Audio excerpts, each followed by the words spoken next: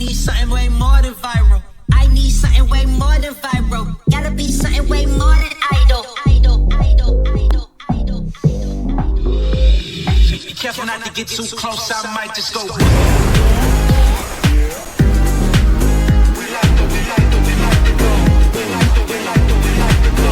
Might just go.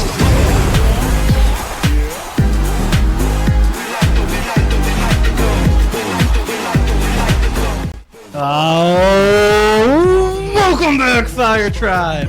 It's been a minute. Everybody. It's been a minute. I hope everyone out there is doing well. We've been gone for, what has it been now? A month and a half? A month at least. A month. About a month. We ended our game week 38 episode, and that was the last you saw from us. You probably got a little scared. Fair enough. No, but some life things happened. We had some big plans to end our season with some review videos, some award videos. We're going to do some good stuff. But I became a father 4 weeks earlier than expected. So you did.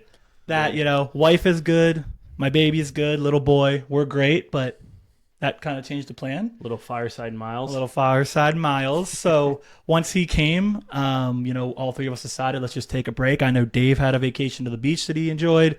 Phil had a wedding in Ireland, spent a week there. Then he went over to Spain for a little more time, so he had a nice vacation. So absolutely, we did some fun things. We did stuff. Some fun things, but we're excited to be back. We're back, and we know you missed us. Yeah, I mean, you could probably see we've upgraded a little bit. We're going into season 2. Pretty serious about this thing. New mics, new stands. We got a new way to run the show. We're vibing right now. Yeah. You are, Sean. We got some big things coming, though, going into next season. Dave, I know you wanted to mention a few things that you've actually been working pretty hard on for the people out there. A little bit. Yeah. So in addition to all the typical stuff we put out during the week with, the long episodes, all of our short stuff on the different forms of social media, we are going to have a Patreon this year. And so our idea for that is you are going to get a lot of additional content that you won't get for free just on all of the regular social media platforms. You might remember last year we would post our team that we were starting every week. So this year we are each going to do our own team. So you'll get 3 different versions of what we're thinking every week. You'll have to be in the Patreon to see ahead of time who we're starting for the week. We're also going to have some written content on there with some deeper, more data-driven analysis, and just some things, a smattering of other things that you won't get on social media. The other big perk of joining our Patreon is we are going to run our own Fireside Mini League this year. Mini League! And so if you join the Patreon, you do get free entry into the Mini League.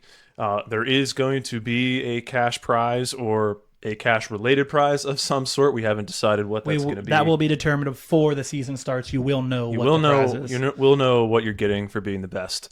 Yes, and you will love it. And you will love it. You'll want it bad. I hope so. The other thing is if you do join the Patreon, like I said, you get in for free. You do need to leave us your email in a message on Patreon so that we can add you to the mini league. Yep. We also are going to raffle off some spots in the league as well. So if you follow us on social media, whether that's Twitter, Instagram, TikTok, what have you, do send us a direct message with your email as well, and you will go into the raffle to get into the league, and we'll have a limited number of free entries via that route as well. Now, to be clear, and yes, I will shamelessly say this, to get into that raffle, you need to follow us on one of our socials. We have very few, if any, people that follow us on all of our socials, including Instagram, TikTok, YouTube, and Twitter. But if you come to one of those, if you're following us somewhere, go somewhere else and follow us and do what Dave said. Send that message with the email, get us in. Well, trying to get as many people in the door as possible. Like, go somewhere else. Get the hell out. No, of I'm just saying. I'm trying to get the people to spread the love to all the socials. I feel you. Yeah, no, that's great, Dave. And like you said, we don't have a exact list of what we're going to be doing on that Patreon yet. We have a lot of good ideas, like Dave said. Other things like buy, whole, sell picks. We may be putting out our top 5 for each position, and that'll change every single week. You'll get that from us. We'll also put out, I know one that we're going to do is our differential team of the week. Differential team we of talk the week. about that a lot on the show, so you'll get our favorite differential picks at each position every week. Yep, you'll get our, yep, that's a good one. We're going to keep figuring out exactly what we're going to do. You're going to know that by the end of the year. We're really going to lock down, and we're going to add more things to it as we figure other things out that are really good. But we're really excited to offer a little more intense content, stuff that's more number driven, stuff that we take a lot of time to think about ourselves, and we want to share it with you. So it's going to be good. It's going to be good. Keep an eye out on social media. We'll be announcing the Patreon once it's active, and once the league is ready to go. So just keep an eye out for all of that over the next couple of weeks. Yes, sir. Yes, sir. All right. And without any further ado, let's get our first episode going of the summer. Welcome back, Fire Tribe. What is the topic of the day? Today, let me get one of those. Let me get some of that. Today, we're talking underachievers. So what that means is we each came to the table with an underachiever, someone that we felt just didn't hit the mark last year. We're going to talk about them. We're going to give you a little bit of insider knowledge on it, and we're going to decide if we think it happens again or if they turn a tide and overachieve or get back to the place where we think they should be. So, and just to be clear on this, these are guys that we identified by comparing their actual FPL points to their XFPL.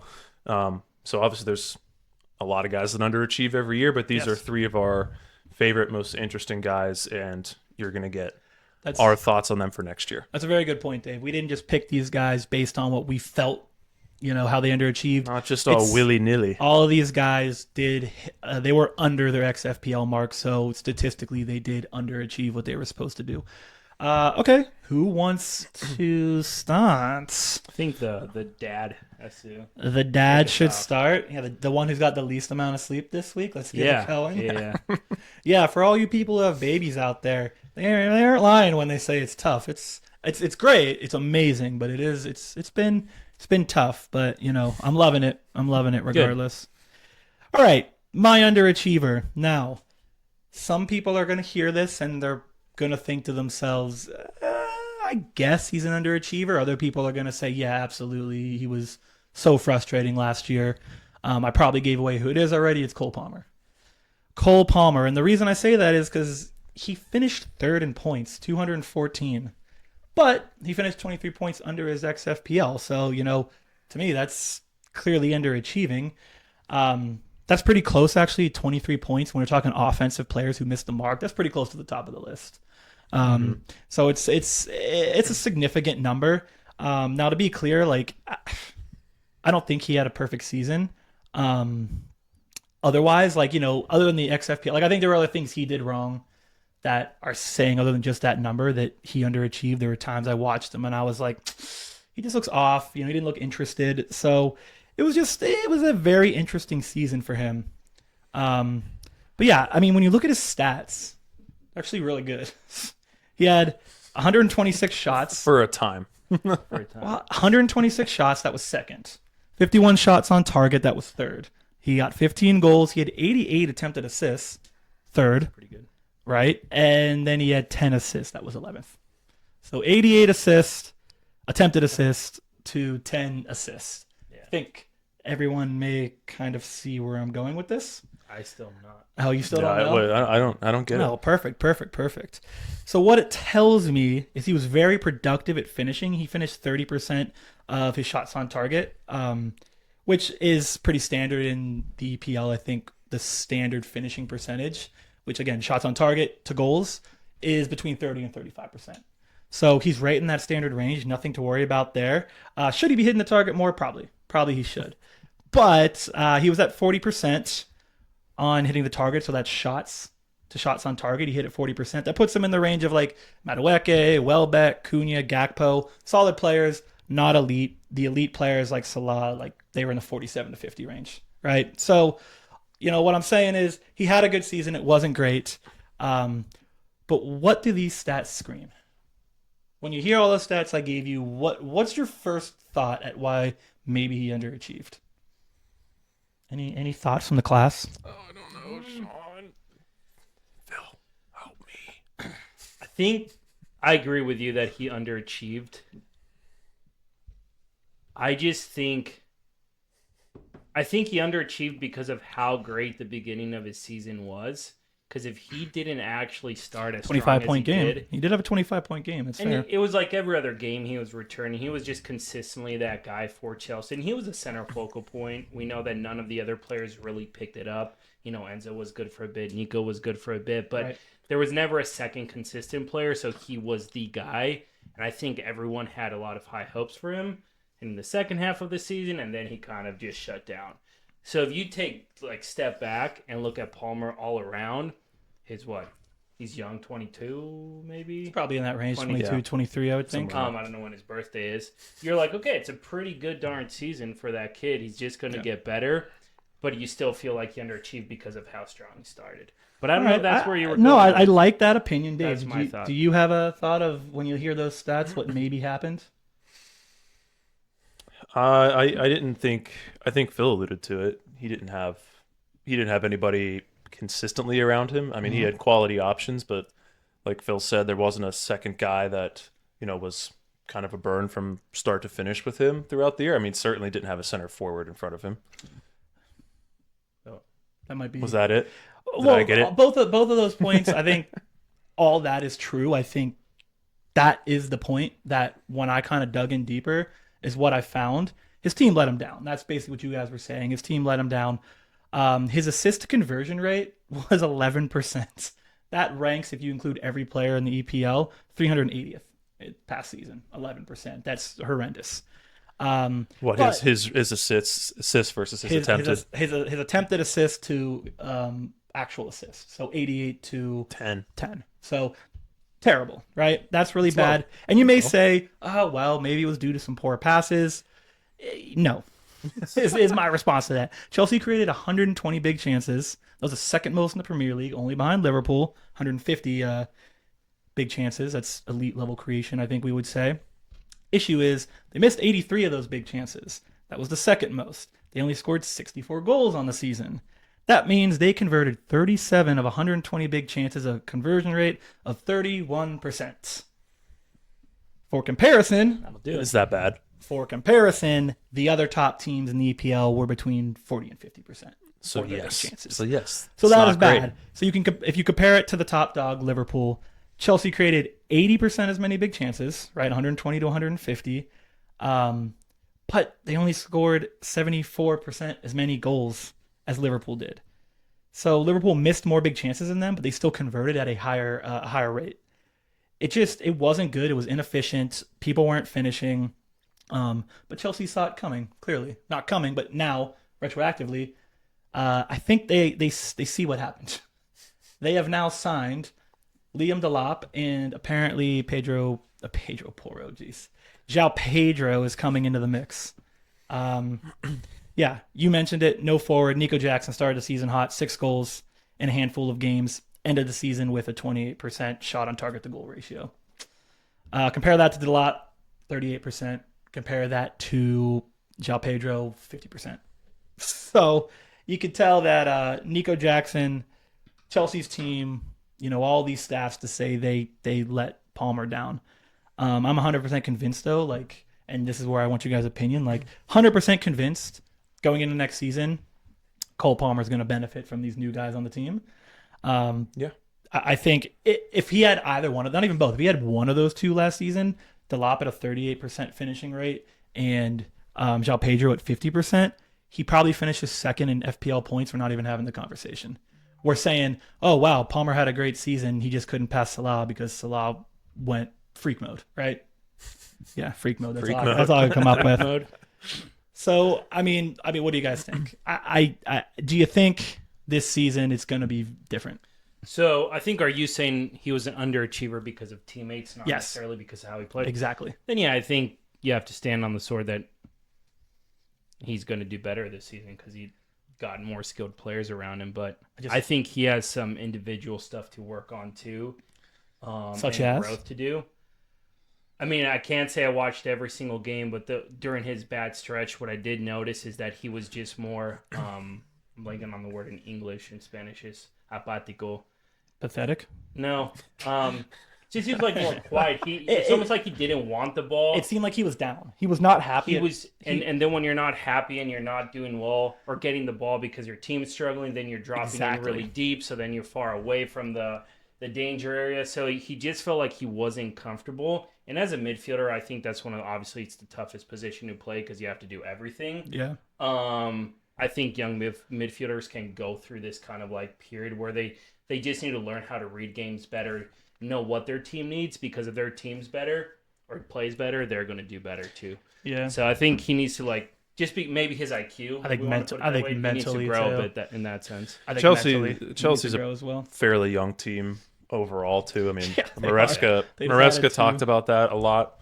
They just got 2 23-year-old forwards, so they ain't getting any older. Their back line was young, so Maresca alluded to that. I think we said a number of times throughout the season that we think it's more of just like a Chelsea overall thing that kind of dragged them all down a little bit at times. But I'm back in on him just so. Also, game weeks 1 to 26, so that's like the first 2/3 of the season. He was actually overperforming his XFPL. It was that streak of like 9 in a row where he had just an awful finish. But again, go look at the assists in those games, the attempted assists. Like, give him a teammate who finishes 15% of those. Again, the conversation we're not even having it. I don't think. Yeah, no, I would be pretty comfortable. I would assume he's going to be pretty expensive, but of course, I would be back in on him especially with the better options at center forward. Yeah, I don't think FPL is going to take into any account how we feel about the fact that might. They're going to look at the fact that he was third, and they're going to say, yeah, he's going to be expensive. Probably. I don't care that you guys were frustrated watching him. I'm pretty sure they're going to watch this video and be like, oh, we need to reduce this. They need us. They need us. I also think at the end of the day, a young center midfield on a team that kind of didn't end up bringing it together throughout the full season. 25 goal contributions. Yeah, those are insane numbers for any midfielder. It just felt bad the way it just felt bad. Yeah, exactly. I think third of the season went. I think there's a good chance he finishes first in points next year. The fact that if they play that 3-2-2-3 with Delap at the top and then João Pedro and Nico Jackson on your two wings, I mean, that's not an attack to trifle with. That could be very, very good. So I think there's a good opportunity. I mean, he finished third. I'm not making a groundbreaking assumption that he could finish first. It's 2 spots in Salah. He's not going to have that season again. It's not going to happen. So it's not going to happen. There's just no way. Okay, but yeah, I think that's my consensus on Cole Palmer. He underachieved. Don't get frustrated with him. Now that they have 2 forwards, Chelsea clearly saw the problem. They're trying to address it. I think it's going to be really good for him. So that's my underachiever on the year. Now let's go. Man, I don't know which one you get to go next. I'm Dave. You know what, Dave? You go next. You go next, Dave. My guy is your favorite player. My favorite player, Florian Wirtz. Being sarcastic. Oh, I know who it is. Good old Semenyo. Antoine Semenyo. Yeah, the biggest letdown of my life. My goodness. The greatest non-FPL I've known Sean for a long time, so I know that statement isn't true. Yeah. So we talked about, lots of people talked about Semenyo for his great underlying numbers, but lack of actual production for a long time throughout the season. Just to kind of recap his season, he had 11 goals on 15 expected goals, which is a pretty big underachievement. Not good. $165 real points on 192 XFPL. So another pretty big underachievement. We know that he is really good at getting into good positions and generating chances. I mean, he was third in expected goals amongst midfielders. He was second in shots, fourth in big chances. He had 20 big chances. It's right there with Palmer and a lot of those. And it's Salah and Bumo, him and Palmer are basically the top 4 in all these categories. And so he had 126 shots, only 32% of them were on target. So clearly that's an area. But my 2 questions are, one, like, I'm always going to lean towards the guy with the good, I'll call it process, the guy that gets into good positions, and hope that the finishing comes around. So my 2 questions for myself and everyone is, one, how confident are we that he generates the same sort of volume? And 2, is he going to be a better finisher? I think we can answer one of those questions much easier than the other. And it's the first one is he going to generate that many chances again? I think no. All right. Well, I'm going to tell you why I disagree. I mean, okay.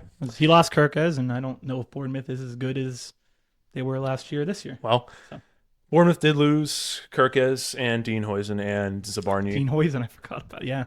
But so he is their key player up front. Sure. The things he is good at, he's great as a ball carrier with the ball at his feet. He is very skilled at getting into attacking positions in the box, lots of speed and power, and he works hard when they're out of possession.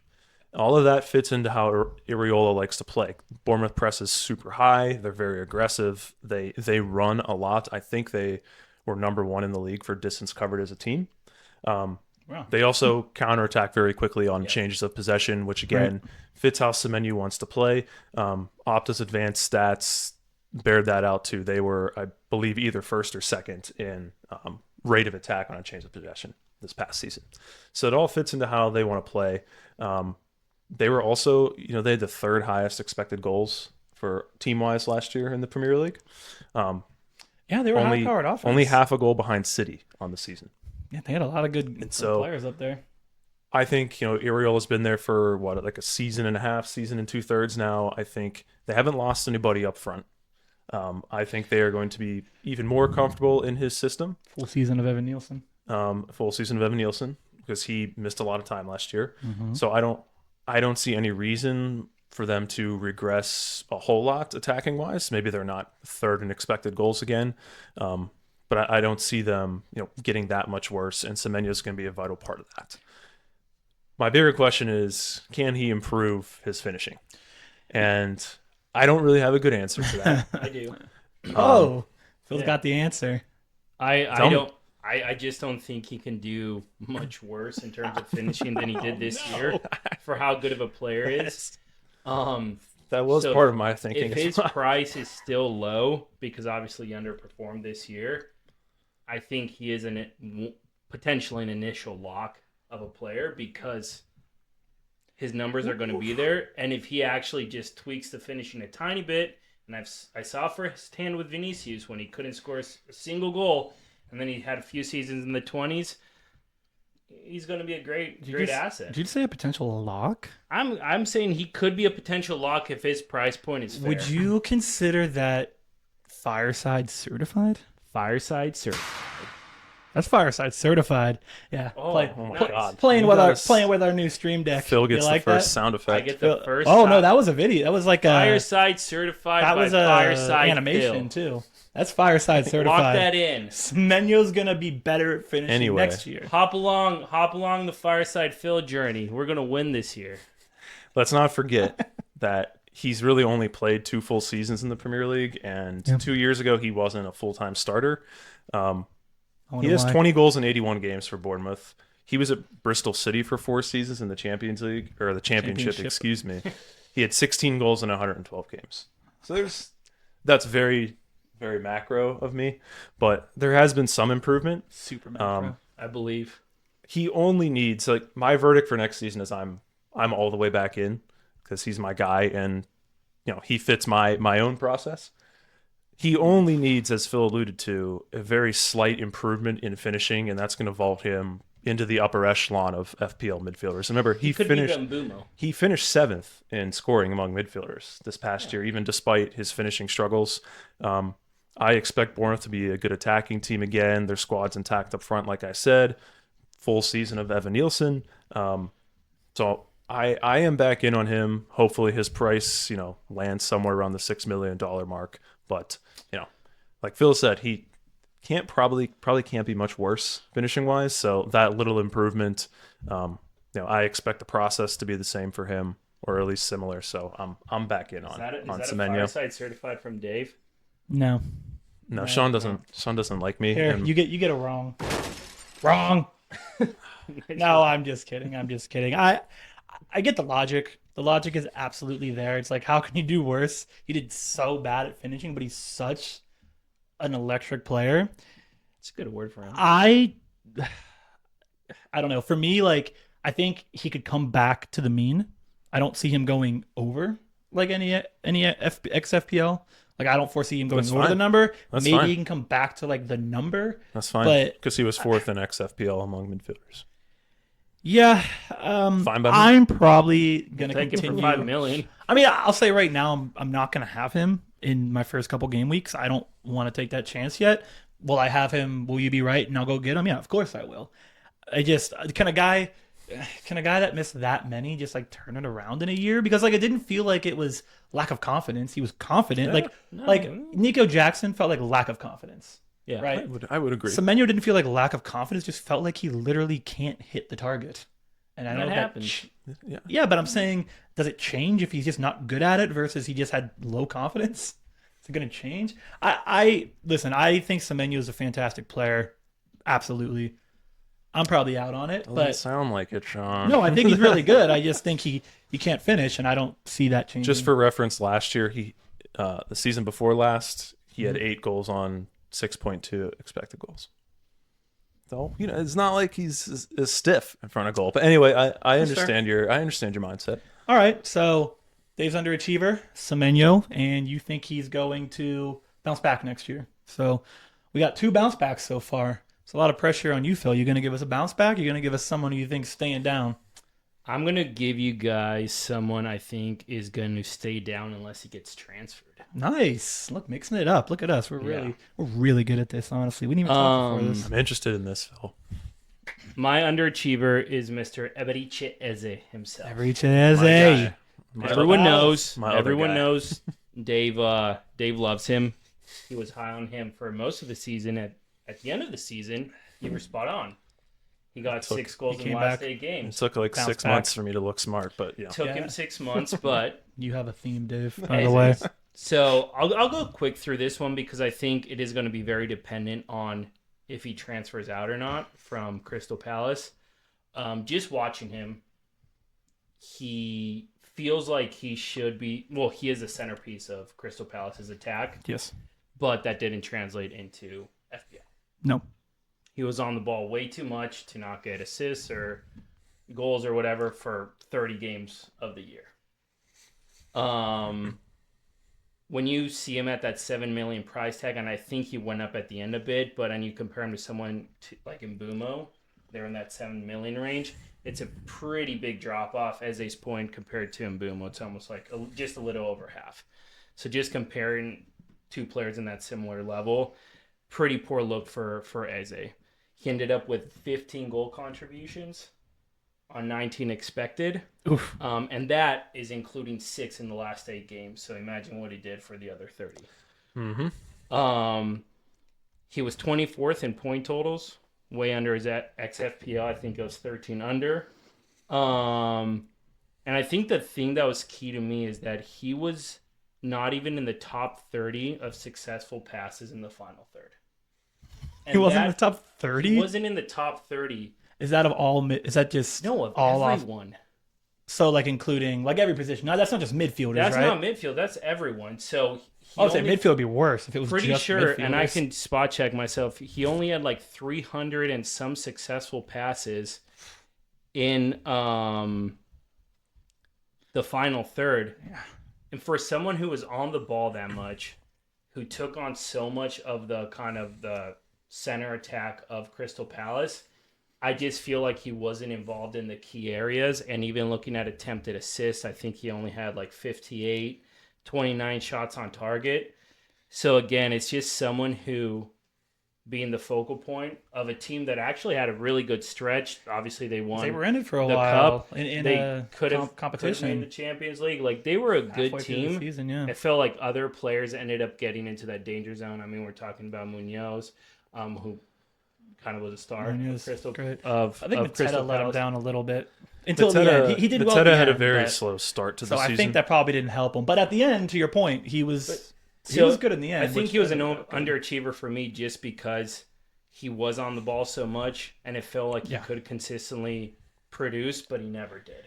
And he didn't even have the background numbers to back him up either, in terms of like those big chances, final passes, attempted assists. So for next year, and I don't know what you guys think, I just think if he stays on Crystal Palace, I'm probably not going to even consider him. I feel like that team's going to have a down year. But if he goes to a team like Arsenal, who I know is interested in him, I think he could potentially have a really good season because I think he's a baller. He's freaking good. Agreed. I think, yeah. I mean, he's basically a Semenyo twin. To your point, Phil, through game week 30, he only had 2 goals on 7.2 expected goals. So the numbers don't look great at the end when you compare actual versus expected. It was worse for the vast majority of the season. Yeah. I don't know how I feel about him going. Like, let's say he ends up going to Arsenal. Obviously it's a much better team around him. I don't know who they're going to take out of their starting 11 to make room for him. But I would like it from an FPL perspective, not a real life perspective. Yeah. But it would be very interesting to me if he went there. Yeah, I mean, I think for his sake, he probably needs to. Crystal Palace, they ended the season at 12th. They didn't look very good to end the season, and they have yet to pick anyone up. They still have Mateta. They still have Munoz. I mean, Chris Richards, who's nothing to write home about, but he's still there. Ismail Assar, who's okay, or he was okay last season. So, like, yeah, I think if he comes back, like, Crystal Palace is probably going to finish in that same area, I would think. I don't see them doing better than that. I probably don't see them doing worse than that. So, this feels like it'll be a similar season, unless, to your point, Phil, unless they pick someone up or he makes a move. But, yeah, I think he's basically Semenyo Light to me.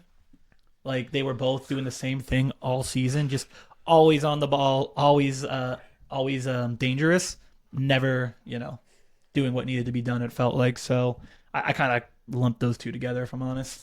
I do think Semenyo's better, so I would say I think Semenyo probably has a better chance. I think Eze's better. I think Semenyo's better. I would not have guessed you would say that, Sean. I think so. I mean, maybe it's a team thing. I don't know. Maybe it's just Bournemouth was a better team, so he looked better. That's just my opinion. But I actually Eze barely broke the top 100 of all players in passes in the final third. Yeah, so crazy. So I say that Semenyo's better, and then you say that crazy stat after saying that I'm crazy for saying Semenyo's better. You can recognize the quality of a player, beyond and that's why beyond the FPL stats. I absolutely can't. And that's the point of him being an underachiever is that he's such a quality player, and it felt like he had such good moments, but it never translated into FPL, which is what we care about. Exactly. Not EPL. EPL, he probably helped the team a crap ton. Yeah, I mean, we're not we don't care about real life here. Yeah, exactly. We don't care about real life. You can go to hell if you suck at FPL. So, AKA Raya. So if he goes to Arsenal, let's say theoretically, Phil, you're in. I would be in big time. Let's see if he stays at Palace. In or out? He wouldn't be game week 1 choice for sure. Okay, fair enough. So he's out. You know what? I agree with that. Yeah, if he goes to Arsenal, I like that. I think especially with Havertz coming back and Saka back healthy, like if you put him on a team like that, I think he's going to succeed. Saka right as a left. Yeah, that'd be a center forward would even be probably still going to rock Havertz unless they get somebody. What's that? Georgis? Is that how you say his name? He's still. They might buy him. Apparently, he's out there in the world still. They're more. I think they're more interested in Benjamin Sesko. Yeah. At the moment, apparently, I'm surprised by that. They're going to buy somebody. Yeah. They're not going into with the same center forward group. That's because they have a lot of money. Messing with the board. It's fun. Who let him in here? Yeah. Listen, if you one episode and I'm done. Hey, I mean the sounds. I put them on. I gotta mess with Just them. kidding, I'm back. There's a door over there too. Yeah. All right, that was good. Underachievers. Next episode, tune in. Later in the week, we're gonna drop our real quick. I mean, the 3 underachievers. 3 underachievers. Cole Palmer for me. I think he's gonna be a stud next year. He's gonna overachieve. Semenyo, I'm back in. Sean's not. He's wrong. I'm right. Eze, depending on if he gets signed to another team, is underachiever if he stays at Palace. Well, no, he's an underachiever this year. For next year, if he signs with a new team, he's gonna kill it. Okay, that's not. You just said if you said Eze if he signs with a new team. That was all you said. I'm back. See, you should have let me take us out. I blame Sean. He interrupted you. Yeah, I did. All right, no, we will. Like I said, we'll be back later in the week. Tune in. We're gonna do our overachievers. Same concept. We'll be covering some transfer news, some just basic news in the EPL. If you're watching us on YouTube, I got to get back in the rhythm of this. If you're watching us on YouTube, make sure to like, subscribe, and comment. We really appreciate it. It really helps us out. Find us anywhere you find podcasts. And, check us out on Instagram. Check us out on X down here. Boop, boop, boop, boop, boop, boop. Check us out. Twitter. And we'll be back next week. So with that, see ya. Stay up. Bye.